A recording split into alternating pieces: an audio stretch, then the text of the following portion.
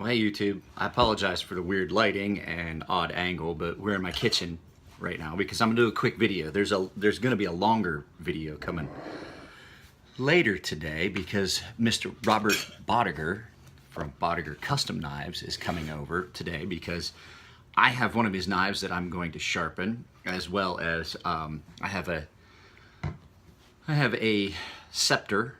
Actually, give me one moment, I'll get it. But I have a scepter that came in that was requested to have the Emler edge. It was sent in to Chris and Elliot's shop. Had to go up to Chris and Elliot's shop and get, I went up on Friday. I am there pretty much every Friday night except here just recently when I was working on my insurance course.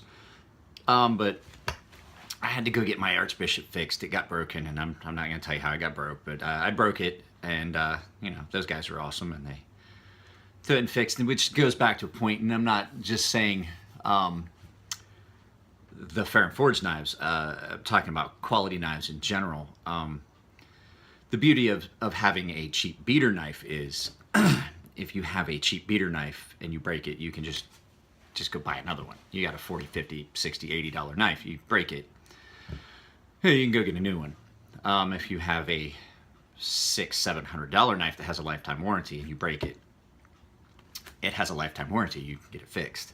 And a lot of times you have to mail it back. There is some cost involved, but I talk about Fair and Forge's warranty a lot because they're local. They're just literally 14 miles up the road from my house. So if I break, and I have broken every one of my Fair and Forge knives because I am hard on equipment, and they have put failure points specifically in their knives for guys like me that are hard on equipment, because they're hard on equipment too, so they put points of failure in. But that's beside the point. What I was getting at was, this is just gonna be a real quick video because I have something that I have to do, and I thought I would throw it out. So what we're gonna do is, before Robert gets here, Robert and I are gonna talk about one of his knives that he made that I'm gonna sharpen, and I've got to sharpen one of Elliot's scepters that came in that someone requested me to sharpen. I am going to take apart my WE 601 because it's got some gunk in there and it's getting stiff and it needs cleaned up. And we're going to talk about why certain knives need taken apart and certain knives don't, and some of that. So this is just going to be a real quick video, and it's going to let you guys see what's inside of a WE 601 and what's inside some of these knives that are a multi-row bearing system and things like that. So since I have to do the maintenance, we'll get the camera turned around and take it apart and stuff like that. So it's just going to be a quick video before Robert gets here. Since I have to do it anyway, I figured I would just shoot a quick, take it apart, do some maintenance, and show you guys too. I have to do my Reat as well, but I'm not going to videotape that one. Well, I suppose I could, but I want to do this one first. But this one has got a significant more amount of gunk down in it, I believe. It's what it feels like anyway, so we'll see. I don't know if it's actually gunk or if it's just, I don't know, it just feels strange. So we'll get that one taken apart and start. Alright guys, forgive me if this is going to be awkward because I'm working behind the camera, so if I bump the camera. So with this one, the first step is, unlike the Reat, you do have to take the pocket clip off because one of the frame screws is actually this one here. And this little slip ring does kind of get in the way. I had meant to take it off before I take it off the tool. Now I always lay a paper towel down. It keeps the parts from bouncing around.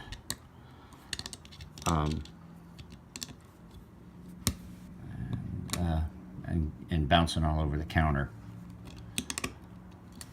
So I like to take the pocket clip all the way off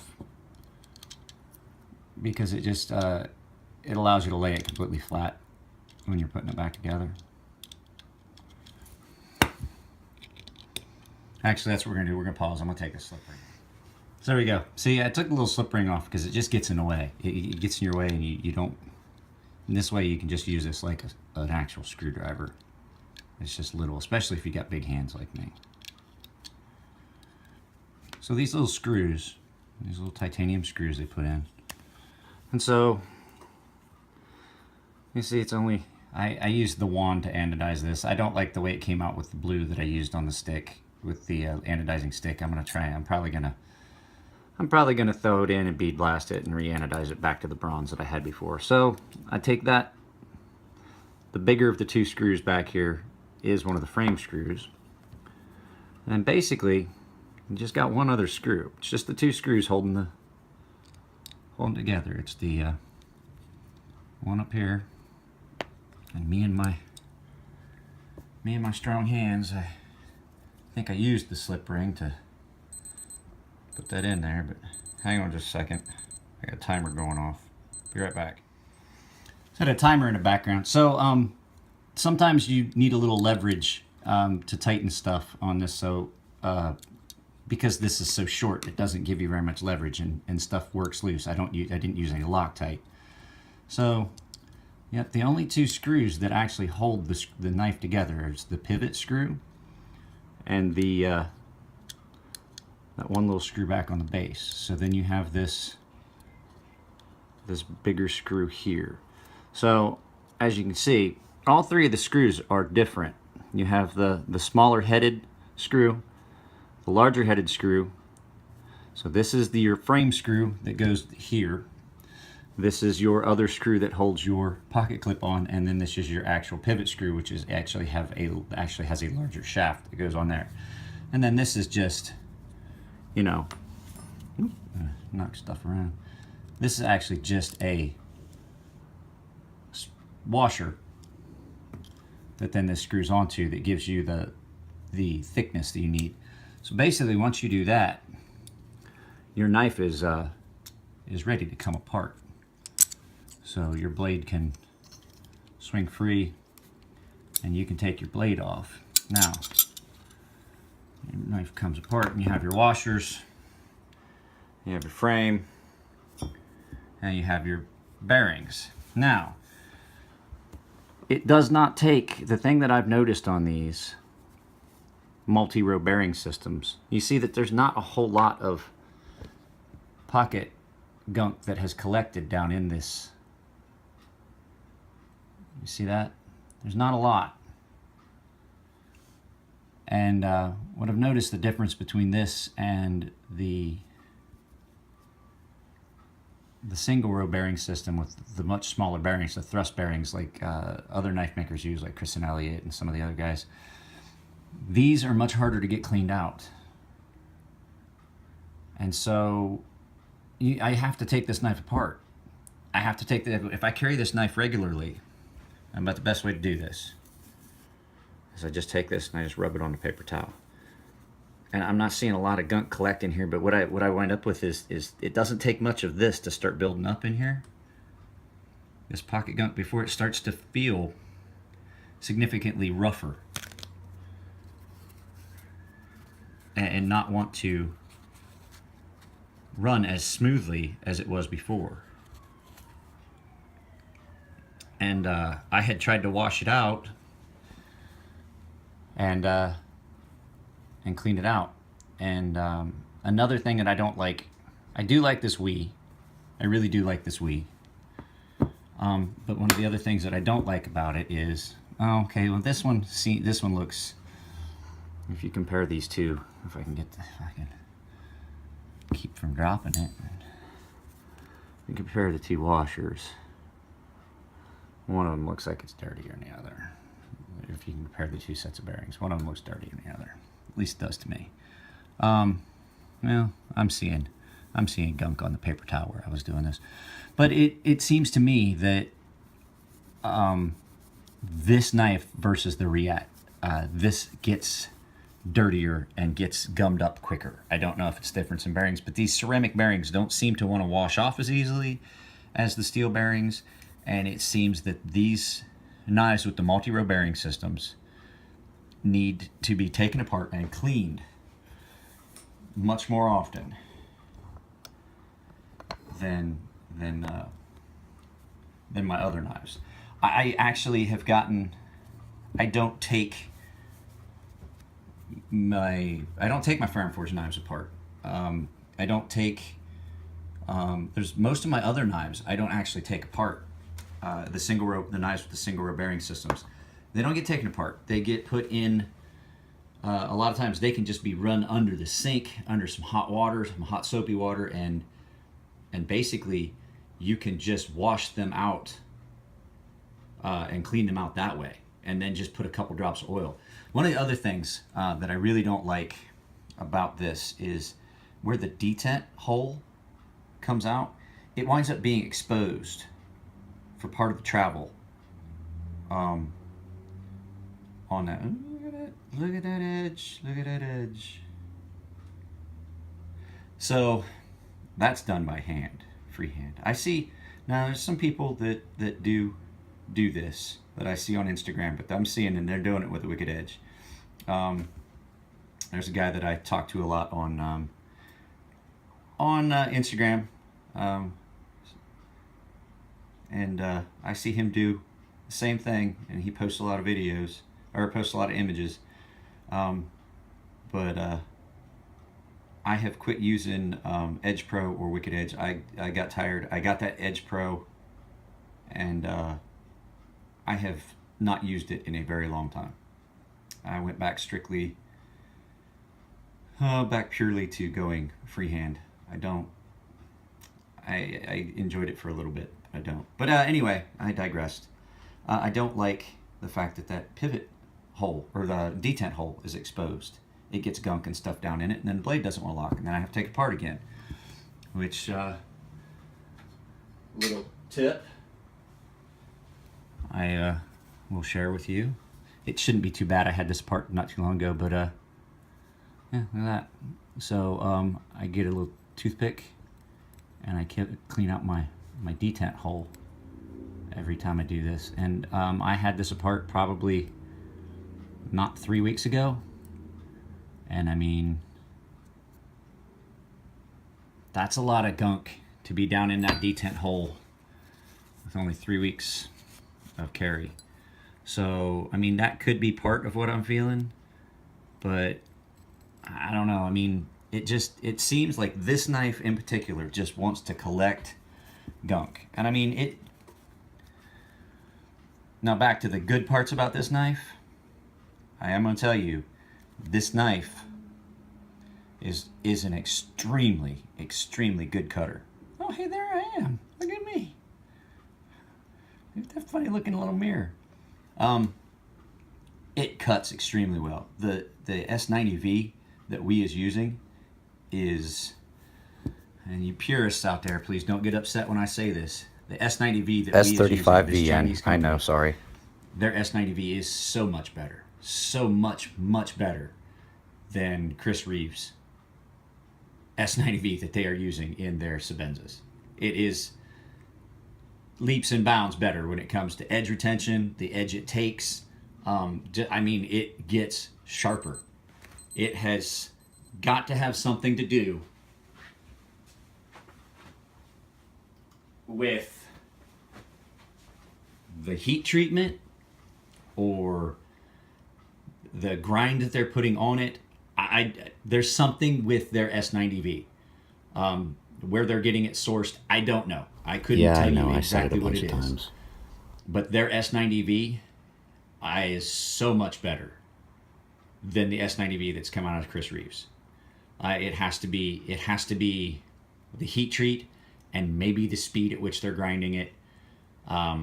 That's got to be it. My Sabenza will not hold an edge and will not hold up to the cutting that this WE 601 will. Not by a long shot. I really, really, really do love this knife. It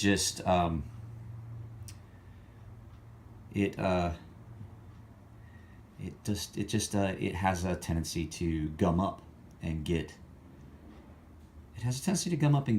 sticky on me. And then I have to do this. Which really, to tell you the truth, it's fun to take it apart. Now, one of the things, the first time I took it apart, I was amazed at how light this knife was when I got it. And then when Robert Bodiger and I took it apart, when I first anodized this skeletonization that they've done on this is 100% why this knife is so incredible. I mean, this weighs next to nothing. Next to nothing. It is incredibly light. But then when you take it apart, you see some things that you're like, oh, wow, look. You can see where they just do mass anodizing of everything because the voltages at purple are a lower voltage than the voltage at blue or at other colors. So everything gets anodized in mass. So you can see where everything gets done purple, and then I think everything gets done purple and then gets bead blasted because this was not blue when I got it. It was just the raw titanium. But when you flip it over, there was purple up in here where the bead blast didn't necessarily get it, and on the pins here for the lock bar insert and things like that. And but yeah, like I said, this and yeah, across the lock bar here. But yeah, I mean, you get, for what you pay for it, you get an incredibly nice knife. So people have knocked me for praising the Chinese companies, but I'm gonna tell you right now, there's these two, and then these two, Reat and Wee, and then Kaiser. I don't have a Kaiser because, like I've said in previous videos, Kaiser knives just do not have designs that I like as much as Wee and Reat. And as a matter of fact, the other Wee designs I don't find as pleasing as this one. So I like this one because it has more of the tanto, the traditional Japanese style tanto. I'm not so much a fan of the Americanized tanto. I do have one. I did fall into the Americanized tanto craze back years ago, but I do like this design. So I'm not going to do the reassembly, but what I will tell you is, oh God, I keep bumping that. So nano oil, the from St. Clair, is about the best stuff I've found.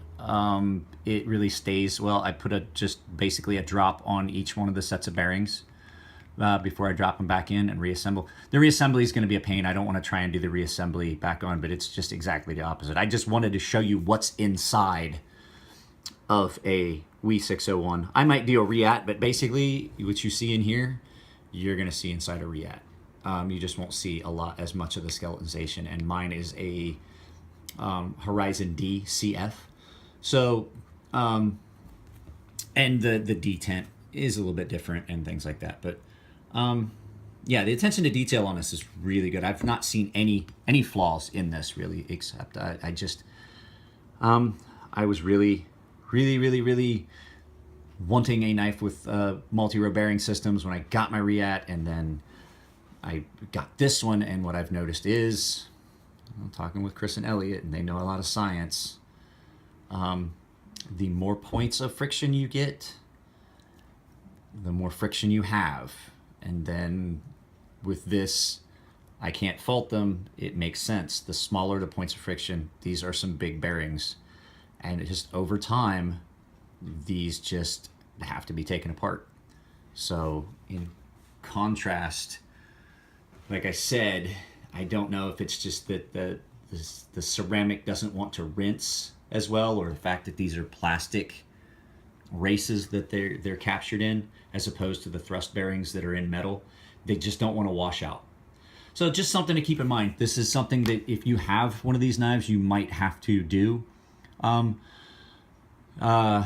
had someone tell me that that they just spray theirs out with carburetor cleaner. Pardon me, going through puberty again apparently. My voice is breaking. Didn't know that was going to happen in my 40s. But my concern is I don't want to do that because they are in a plastic race, and I'm afraid that would be something that would maybe degrade these, and I would not want to have to stop carrying this because I broke my bearing race. So, all right, YouTube, this was just something I want to get. I've got a customer on his way to pick up his razor, and I've got to get my stones ready because I do have to sharpen Robert's knife. I'm not going to give you a preview of it because Robert and I are actually going to sit down and discuss his knife together for you guys. Just sit down together and do a video together. So you guys got that to look forward to. So you guys are going to get to meet Mr. Bodiger. Ladies, just so you know, if there's any ladies out there that follow my channel, he is single, and you're going to see he's not an ugly dude. He is not. My wife has commented on that several times. I'm gonna have to talk to her about that. So, all right, guys. You guys have a good morning. I'm gonna finish my coffee and put this knife back together. All right, later. So guys, the reason I review my videos before I post them, and I'm not going to go back and do the video again because, as I said, it was going to be a short video, and it absolutely wound up being much longer than I thought it was going to be. S35VN. S35VN. It's right here on the blade. S35VN, because I'm a dummy. Not an S90V. I'm sorry. It's early morning for me. I didn't get much sleep last night. That's why I review my videos. I apologize. But like I said, for you purists out there, I apologize. But you can say what you want. That Chinese knife company is putting out better S35VN than Chris Reeves. And if you don't like it, I'm sorry. It's better. So just had to throw that in there. I'm sorry I got the steels mixed up, but I'm tired. It's morning. Bye.